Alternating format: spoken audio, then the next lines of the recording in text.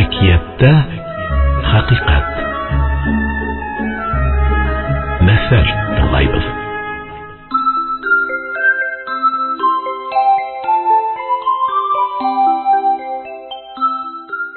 Гариф Гомәр тәнкыйтьсе Хаифкан.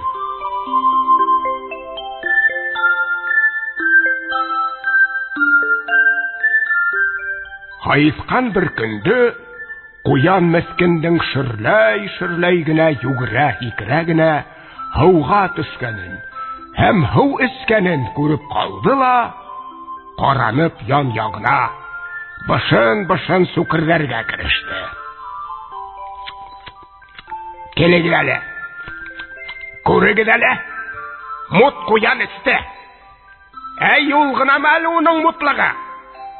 Азмы безнең малды йортты ул. Мин үдем күргәнем юк-югын.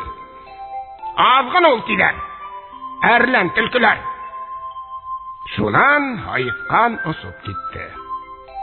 Күрде бер көтте, күрде сәпсекте, куян мескендең тетмәһен тетте.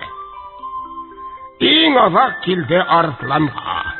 Кунып йомшак диванга, озын сүкердәне, тузга язмаган төпһез фикерләрен.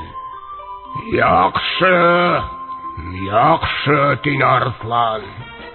Дускай Хаифкан.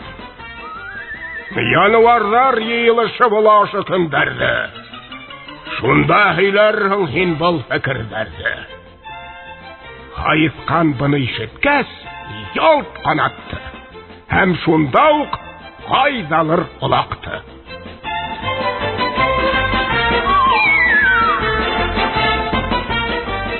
Кайһы бер телсән әдәмдәр кешегә юк гаеп салалар.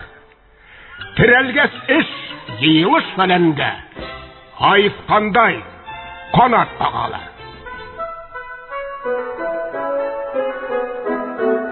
Әкиятта хакыйкать.